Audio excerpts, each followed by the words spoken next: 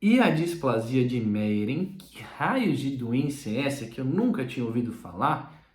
Como assim? De onde surgiu isso? Fica tranquilo que eu vou te explicar nesse vídeo exatamente o que é displasia de Meyer, que é uma doença rara, mas que de vez em quando aparece por aí. Eu sou o Dr. Davi Nordon, ortopedista pediátrico e professor da Pontifícia Universidade Católica de São Paulo. Eu mantenho esse canal aqui para trazer informações científicas com segurança, com qualidade para vocês. Se você tiver alguma dúvida, você já sabe, pode deixar aqui embaixo nos comentários que eu vou responder. Muito bem, displasia de Meyer é uma doença que se parece muito com a displasia, com a doença de Pertes. Se você não viu a doença de Pertes, não conhece, é só olhar aqui no nosso canal que tem sim um videozinho específico da doença de Pertes. A displasia de Meyer é igualzinha a ela, só que acontece mais cedo. Então vamos só lembrar, que raios é a doença de Pertes? É o que eu chamo de doença da fênix. Por quê? Porque a cabeça do fêmur morre e depois renasce das cinzas. Acontece exatamente a mesma coisa na displasia de Meyer, só que essa é uma doença que ocorre exclusivamente antes dos 4 anos de idade. A gente não sabe por que acontece, a gente não sabe por que a cabeça do fêmur morre e a gente não sabe por que ela volta. Ela volta porque é criança, criança recupera quase tudo, né? A gente não entende muito bem essa doença ainda. O que a gente sabe, quanto menos a gente mexer na displasia de Meyer, melhor o resultado. Bom, como que a criança vai se apresentar? Vai ser uma criança de menos de 4 anos, guarde isso bem, tem que ter menos de 4 anos, senão é Pertes. Que começa a mancar, sem muita dor, mas é um mancar arrastado. Então, já passou, você já suspeitou de sinovite transitória, não era, porque o negócio persistiu, é um negócio chato, tá lá incomodando a criança, tá atrapalhando, que tá mancando, mas funcionalmente na vida ela tá super bem, tá brincando, tá pulando e tal, mas ela dá uma mancada. Aí você vai avaliar essa criança e você vai ver que tem uma alteração na cabeça do fêmur quando faz a radiografia. Você vai ver que a cabeça do fêmur está morrendo. Na displasia de Meyer, ela passa exatamente pelas mesmas fases que a doença de Pertes, ou seja, a cabeça vai morrer.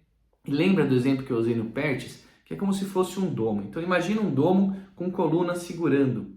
Você vai quebrando progressivamente essas colunas. Essa é a necrose, é a fase que morre a cabeça. E aí o domo cai, desaba. Essa é a fase de fragmentação.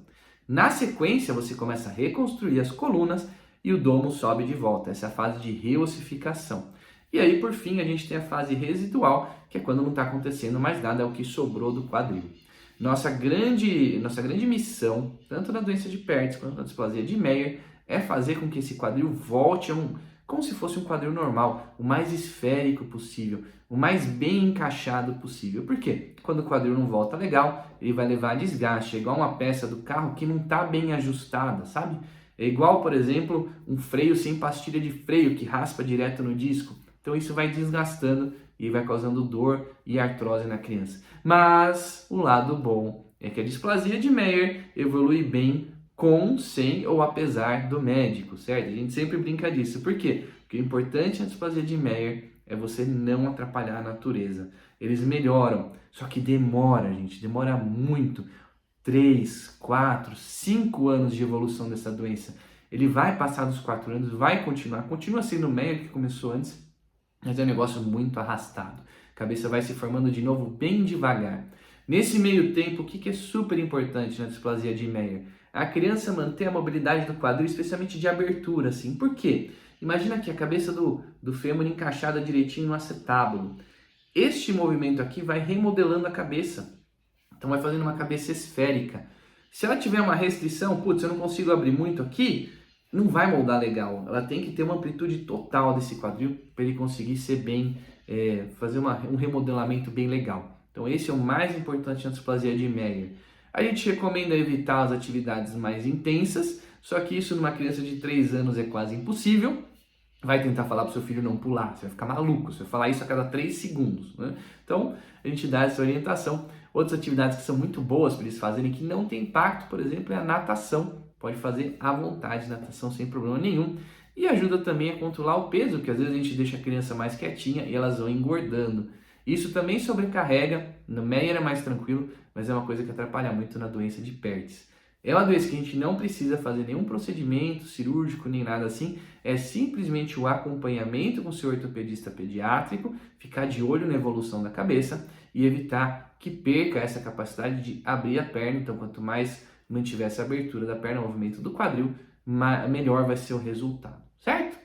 Muito bem, isso é o que eu tinha para falar para vocês da displasia de Meyer. Se você curtiu, não esquece de se inscrever aqui no canal, de ativar a sinetinha, de deixar sua curtida, de compartilhar com alguém que de repente está passando por isso, alguém que você simplesmente quer, olha só que legal isso aqui, uma fonte legal de conhecimento, isso aqui é bastante confiável, gostei desse vídeo, dá uma olhada aqui, confere esse canal que tem bastante coisa legal, tem vídeo de muita coisa aqui, gente, vários temas, vários assuntos. Fique à vontade para entrar e conferir todos eles. E como eu falei para você já, mas vou repetir, se tiver alguma dúvida, pode deixar aqui nos comentários que eu respondo. Mas se você quiser mandar diretamente para mim, olha aqui em cima o nome do canal, Dr. Nordon, certo? Então entra lá no Instagram, @drnordon, é onde você vai deixar a sua mensagem para falar diretamente comigo. É sempre um prazer responder todos vocês. E é isso aí, isso que eu queria trazer para vocês sobre displasia de Meyer. Um forte abraço e até o nosso próximo vídeo.